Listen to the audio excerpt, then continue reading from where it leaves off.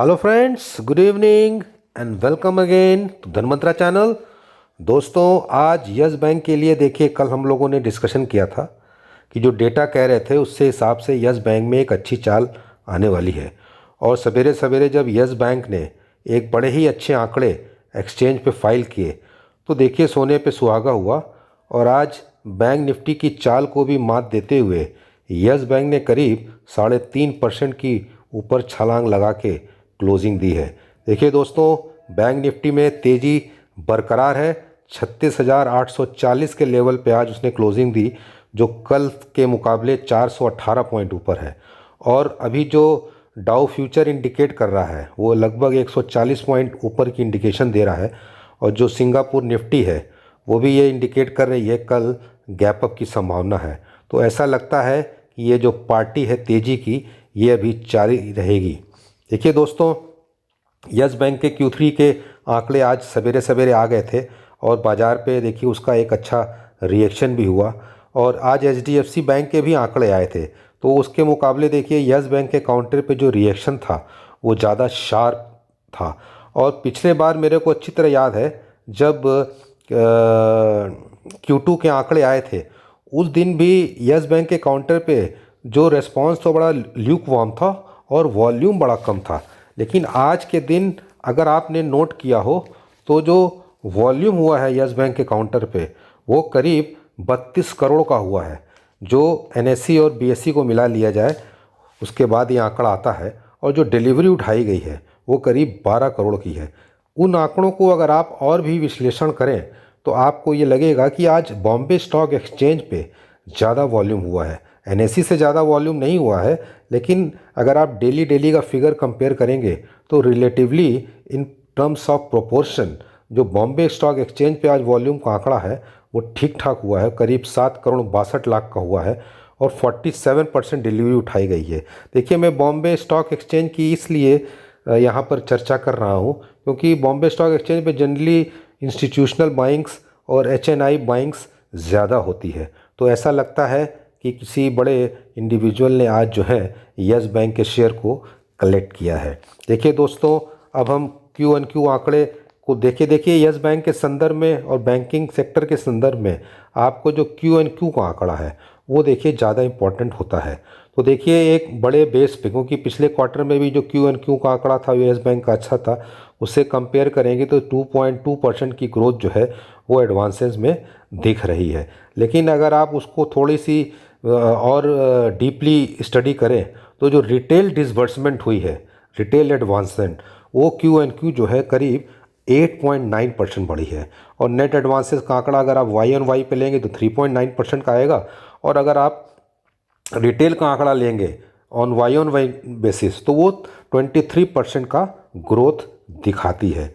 और जो डिपॉजिट है देखिए Q1Q पे 4.3% का ग्रोथ दिखा रही है और लगभग 26% जो है Y-on-Y का दिखा रही है।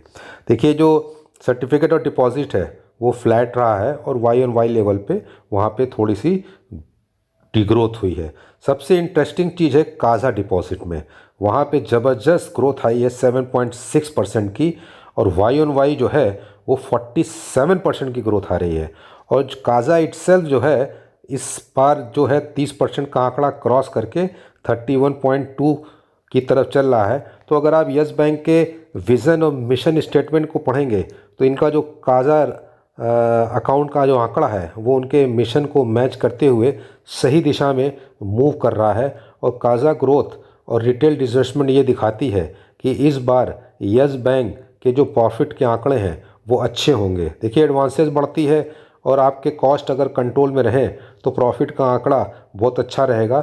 लेकिन उसके लिए एक बहुत बड़ी फिगर होती है, वो होती है प्रोविजनिंग की, जो इस आंकड़ों में अभी दर्शाई नहीं गई है। वो अभी सीक्रेट है, कॉन्फिडेंशियल है। टिल फाइनली जब Q3 का रिज़ल्ट आएगा तो हमें उस पर पता चलेगा। लेकिन देखिए आगाज बहुत अच्छा हुआ है तो अंजाम भी ऐसा लगता है अच्छा ही होगा। देखिए क्रेडिट टू डिपॉजिट रेशियो 95.7% है। इसका मतलब डिपॉजिट ग्रोथ के आधार पर क्रेडिट थोड़ी कम दी गई है। तो ये देखना पड़ेगा कि बाकी पैसे का उन्होंने किस प्रकार का यूटिलाइजेशन किया है।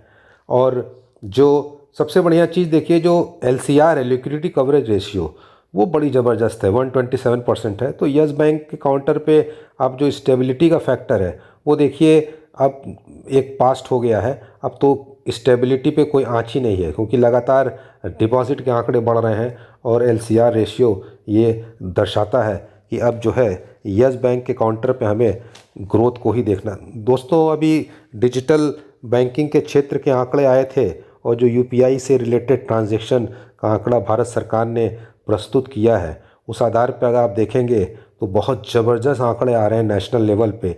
तो ये देखिए, ये सब यस बैंक के लिए भी एक अच्छी चीज़ है, क्योंकि यस बैंक जो है UPI के क्षेत्र में सबसे ज़्यादा ट्रांजैक्शन करता है। तो देखिए, उन चीज़ों का भी इम्पैक्ट जो है आने वाले दिनों में यस बैंक के टॉप लाइन और बॉटम लाइन में एक महत्वपूर्ण रोल अदा करेंगे। तो दोस्तों, जैसा कि कल के वीडियो में हमने डिस्कशन किया था, उसी हिसाब से यस बैंक के काउंटर पे आज का परफॉर्मेंस दिया है। और जिस प्रकार से SGX निफ्टी कहती है और जो डेटा FNO के कहते हैं, ऐसा लगता है कि एक्सपायरी भी करीब अच्छे दिशा में 18,000 की तरफ मूव कर रही है। तो लेट्स होप कि everything goes well for the yes bank counter. और अब हमें, जैसा कि हमने पिछले वीडियो में भी डिस्कशन किया था कि जब 200 DMA का जब आंकड़ा क्रॉस हो जाएगा तो हमें 15 रुपये के लेवल पे नज़र रखनी पड़ेगी। तो दोस्तों, आप सभी लोगों को बहुत बहुत शुभकामनाएं कि वो 15 रुपये का लेवल जल्दी से जल्दी आए, और उसके बाद जब स्टेबिलिटी उस लेवल पे आएगी तो 17-18 रुपये की जर्नी स्टार्ट हो सकती है। देखिए दोस्तों, ये वीडियो एक एजुकेशन पर्पस के लिए है। कोई भी इन्वेस्टमेंट करने से पहले आप अपने वित्तीय सलाहकार की राय अवश्य लें। और हमारी तरफ से ये कहना है कि देखिए, बैंकिंग सेक्टर्स में एक अच्छी मजबूती दिख रही है। बैंक, आज आपने देखा होगा कि 9 आउट ऑफ 12 जो कॉन्स्टिट्यूएंट्स हैं बैंक निफ्टी के, सब ने तेज़ी दिखाई है। पब्लिक सेक्टर बैंकों में भी तेज़ी आ रही है। तो ऐसा लगता है कि एक बजट रैली के तहत बैंकों के शेयरों में तेज़ी बनी रहेगी। आप सभी लोगों को इन शुभकामनाओं समेत हमारी बहुत बहुत बधाइयाँ। धन्यवाद।